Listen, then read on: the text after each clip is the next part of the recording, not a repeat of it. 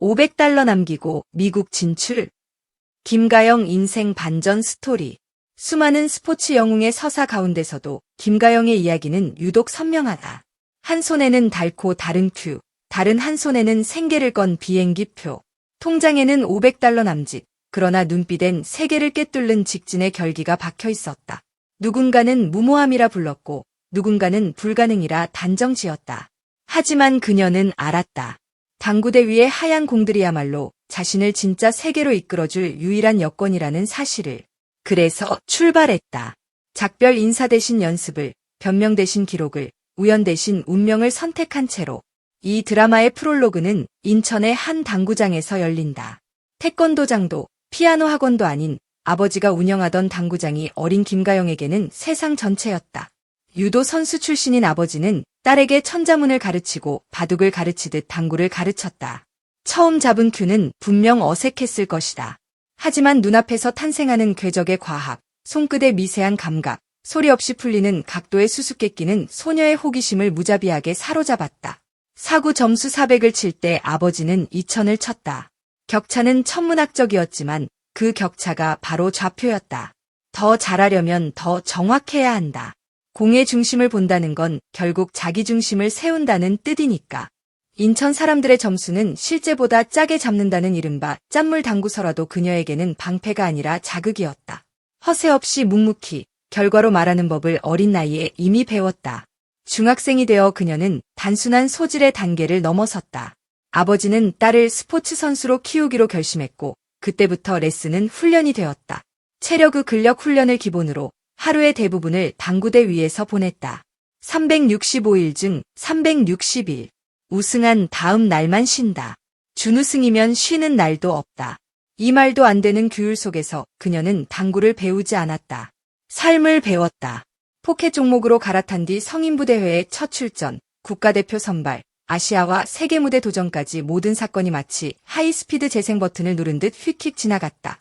대만의 전설 류신메이를 상대로 당한 충격의 역전패는 좌절이 아니라 방향키였다. 세계의 중심을 향해 더 깊고 더 멀리. 대만에서는 하루 16시간을 쳤다. 공 하나하나에 새겨지는 피로의 층위를 뚫고 나가면 어느 순간 각도는 감각이 되고 감각은 확신이 된다. 말수가 줄고 호흡은 느려졌다. 상대의 실수가 보이고 자신의 실수는 줄었다. 그렇게 우상은 라이벌이 되었고 라이벌은 넘어야 할 산이 되었다. 카메라 앞에서 유창한 언어로 인터뷰를 하고 현지 방송에도 출연했다. 그러나 무대가 넓어질수록 다음 무대는 더 멀리 있다는 사실만 또렷해졌다. 그래서 그녀는 다시 짐을 쌌다. 목적지는 미국. 세계 최강 앨리슨 피셔와 캐런 코어가 버티고 있는 그야말로 진짜 세계의 심장부였다. 문제는 돈이었다. 남은 건 $500, 그리고 낮은 랭킹. 예선부터 강자들만 줄줄이 만나는 대진표는 잔인했다. 호텔을 줄이고 식사를 줄이고 심지어 망설임까지 줄이는 동안 그녀가 늘린 건 단 하나, 집중력이었다. 큐 끝에서 공까지의 거리, 공에서 쿠션까지의 거리, 쿠션에서 다음 공까지의 거리. 이 모든 거리를 더하면 결국 목표까지의 거리가 된다. 그렇게 계산하고 또 계산하던 2003년 9월 US 오픈 결승에 섰다. 마지막 고비에서 캐런 코어에게 막혔다. 준우승이었다. 그러나 패자는 아니었다. 그녀는 깨달았다. 여기서 계속해도 된다는 증거를 얻었다는 것을. 다음 해 세계선수권 우승. 다시 열린 2006년 세계선수권도 우승. US 오픈을 포함해 아메이컵, 차이나 오픈까지 메이저를 모두 품는 그랜드슬램. 누군가는 운이라고 했고 누군가는 기적이라고 했다. 하지만 본인은 알고 있었다. 그건 하루 16시간의 결론이었고 360일의 총합이었다는 사실을. 영광만 있었다면 이 이야기는 얇아졌을 것이다. 도하 아시안게임의 은빛 메달 뒤에는 예기치 못한 그림자도 있었다. 통역을 잠시 도왔다는 이유로 대만에서 내려진 출전 정지라는 중징계. 그녀는 세상이 늘 정의롭지만은 않다는 걸 배웠다 말했다. 그렇다면 어떻게 해야 할까? 김가영식 해답은 단순했다. 연습과 경기에 모든 것을 걸 때 연승이나 연패 같은 단어에는 집착하지 않는다. 패배가 처음이 아닌 이상 오늘의 문제를 찾아내어 채우면 된다. 가장 어두운 밤에는 가장 정확한 별을 본다. 그녀에게 그 별은 늘 한 가지였다. 다음 경기, 그리고 마침내 귀환. 국내 프로 무대 LPBA. 김가영은 이 무대에서 기록의 언어를 완전히 새로 쓰기 시작했다. 연속 우승의 숫자가 늘 때마다 놀라는 건 팬들이었다. 당사자는 담담했다. 왜냐고 묻자 그녀는 이렇게 말한다. 나는 눈앞의 문제를 해결하고 있을 뿐이라고.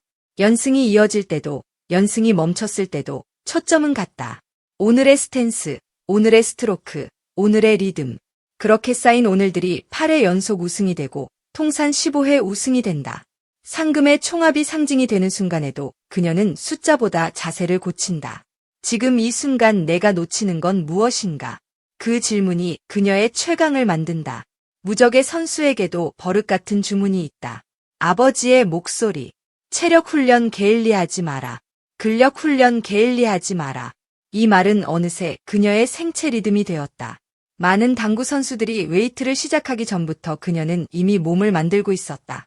그래서 끝내기 직전에 더 단단해지고 긴 세트의 막판에 더 집중할 수 있다. 타고난 재능이 노력을 만났을 때 발생하는 폭발력, 그게 바로 김가영의 경기 후반이다. 상대가 긴장할 때 그녀는 호흡을 줄인다. 얇은 두께, 미세한 회전, 정교한 속도. 화면 밖에서는 숨이 막히지만 그녀의 세계에서는 오히려 시간이 느려진다. 그 느린 시간 속에서 승부는 결정된다. 여제, 블랙맘바, 주에이티. 수식어는 화려하고 기록은 단단하다. 그러나 그녀가 가장 좋아하는 별명은 의외로 장난기 가득한 그것들이다. 또가영, 긴가영, 짧은가영. 스스로를 과장하지 않고 과장이 필요 없을 만큼 이미 충분하다는 것을 아는 사람의 여유. 그 여유가 바로 위기의 순간을 버티게 한다. 연승이 멈춘 날에도 그녀는 고개를 들고 말했다. 특별한 건 아니에요. 이번에도 제 문제를 찾고 다음 경기에서 채우면 됩니다. 이보다 강한 선언이 어디 있을까? 패배의 서사를 다음 승리의 서막으로 번역하는 능력. 그것이야말로 최강자의 언어다. 다시 인천. 그녀는 말한다. 고향은 아니지만 고향. 기억의 시작점이고 지금도 가장 많은 발걸음이 향하는 곳. 내비게이션 없이도 다다를 수 있는 길들이 얽히고 설킨 도시. 훈련이 끝나면 가족과 저녁을 먹는다. 세계를 제패한 선수의 삶이 놀라울 만큼 소박한 리듬으로 돌아오는 순간이다. 당구대 위에서 폭풍처럼 몰아치던 집중력이 식탁 위에서는 따뜻한 미소로 변한다. 승부가 사라진 자리에서 남는 건 사람뿐이라는 사실을 그녀는 잘 안다. 그래서 강하고, 그래서 단단하다. 이제 묻자. $500로 시작한 모험은 끝났는가? 아니다.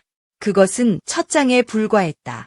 LPBA에서 새로 쓰는 페이지는 매 대회마다 넘겨지고 팀리그의 개막은 또 다른 장을 예고한다. 라이벌이 누구냐는 질문에 그녀는 종종 이렇게 답한다. 김가영이요. 가장 무서운 상대는 늘 어제의 자신이기 때문이다. 그러니 우리는 기대해도 좋다. 다음 경기에서 올라갈 미세한 정확도, 다음 시즌에 쌓일 한 개의 트로피, 그리고 언젠가 또다시 들려올 그 소식. 또가영이 우승했습니다. 결국 이 이야기는 돈이 얼마 남았느냐의 드라마가 아니다. 각도를 얼마나 정확히 보느냐, 그 각도를 향해 몇 번이나 다시 걷느냐의 드라마다. 그녀의 큐가 다시 한번 하얀 공을 밀어올린다. 소리가 간결하게 울린다. 다음 기록을 향해, 다음 반전을 향해, 그리고 다음 김가영을 향해.